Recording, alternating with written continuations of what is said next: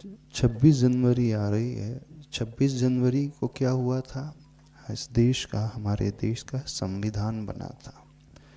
तो जो व्यक्ति चाहते हैं हमारे परिवार में खुशहाली बनी रहे, तो उन्हें क्या करना चाहिए?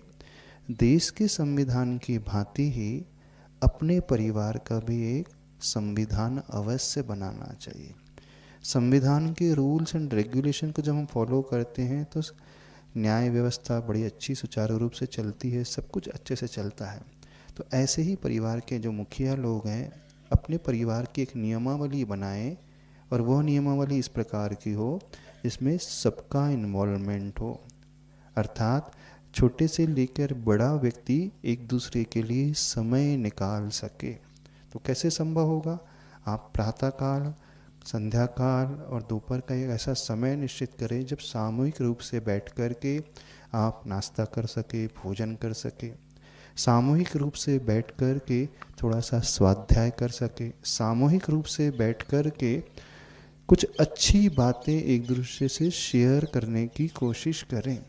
जब प्रभु भक्ति की बात हो, आरती की बात हो, तो भले ही 5 मिनट 10 मिनट समय निकालें, सामूहिक रूप से मिलकर के वह प्रभु की आरती भजन अवश्य किया करें। क्योंकि जहाँ हम जब एक दूसरे के साथ आते हैं, तो समय देते हैं, तो एक दूसरे के बारे में हमें पता भी चलता है और उससे क्या परेशानी आ रही यह भी ज्ञात हो जाता है। आज इस सोशल मीडिया के ज़माने में सबसे बड़ी विडंबना ये हो गई है कि 4 सदस्य घर के 4 कमरों में रहते हैं अथवा 4 कोनों में रहते हैं और अनजान बन कर के रहते हैं, क्योंकि सबके हाथ में मोबाइल है और सब उसी में लगे हैं। तो सबका फ्रेंड, सबका मित्र क्या हो गया है? मोबाइल हो गया। ना हस्बैंड को वाइफ के लिए समय है, ना वाइफ को हस्बैंड के लिए, ना बच्चे को समय है दूसरे भाई के लिए, ना भाई को।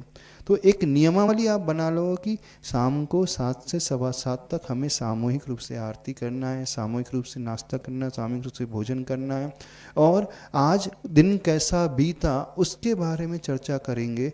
तो बहुत अच्छे से एक दूसरे के दुख दर्द को हम समझ सकेंगे और आत्मीयता का विकास सबसे होगा, सबसे बड़ी बात होगी, और वात्सल्य गुण बढ़ेगा और एक दूसरे के प्रति प्रेम और विश्वास का भाव बढ़ेगा।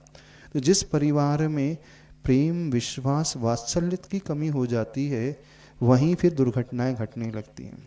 जो बच्चे होते, जब उन्हें समय नहीं मिलता है माता पिता से, तो वो बच्चे उस वात्सल्य को पाने के लिए कहीं और तलाश करते हैं। तो फिर वो ऐसे मित्र बना लेंगे, फ्रेंड बना लेंगे, तो बच्चे उनके साथ भाग जाती हैं, बच्चे उनके साथ भाग जाते हैं, क्योंकि उनका मन तलाशते रहता है कोई ऐसा अपना व्यक्ति हो जो हमारे दुख दर्द को समझ सके, हमारी पीड़ा को समझ सके, अपना माने। तो वो तलाश करती कोई तो ऐसा होगा, तो बाहर उसे जो मिलता है, जो अच्छे से बात कर लेगा, फिर वो उसके हो जाएंगे और गलत कदम उठा लेते हैं। तो प्रेम वात्सल्य के अभाव में बच्चे डिप्रेशन के शिकारी भी बहुत ज़्यादा होते चले जा रहे हैं। आज छोटी छोटी उम्र में बच्चे डिप्रेशन, अवसाद में चले जा रहे हैं, तनाव में जा रहे हैं। और तो और अभी एक घटना घटी थी रिसेंट में, 4th क्लास की बच्ची ने, स्कूल की बच्ची ने सुसाइड कर ली। यानी 10, 12, 13 साल की बच्ची सुसाइड कर रही। इसका अर्थ क्या? कितना ज़्यादा तनावग्रस्त माहौल उसके परिवार में है कि उसे अपनापन नहीं मिल रहा है। तो आप इस बात को समझें, आपने परिवार बसाया है, आपने सुख सुविधाएं जमा की है, धन दौलत इकट्ठी की है, फैसिलिटी सुविधाएं आपके पास है। तो ये सुविधाएं सिर्फ एक माध्यम है, लेकिन सबसे प्रमुख हम एक दूसरे की दुख दर्द को समझ, एक दूसरे के लिए समय निकालने की कोशिश करें।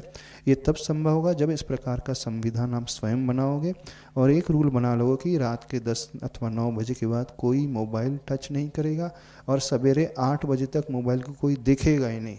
तो ये यदि समय निश्चित कर लिया और सामग्री से जो कार्य करने का है, और महीने में एक आउटिंग यानी ट्रिप, धार्मिक ट्रिप होना चाहिए, ऐसा क्षेत्र में दर्शन करने जाएं अथवा गुरु के पास जाएं अथवा मित्र के पास जाएं, तो आपस का प्रेम वात्सल्य बहुत अच्छे से बढ़ता है।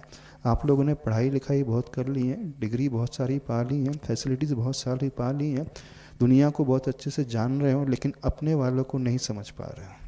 जिसे जानना था, जिसके लिए समय निकालना था, उसे छोड़ कर के सबको जान रहे हो, सबके लिए आपके पास समय है। पैसे के लिए बहुत ढेर सारा समय है, लेकिन उस पैसे का, उस सुविधा का करोगा क्या जब भोगने वाला ही कोई नहीं रहेगा। तो अपने सही ज्ञान का परिचय दीजिए।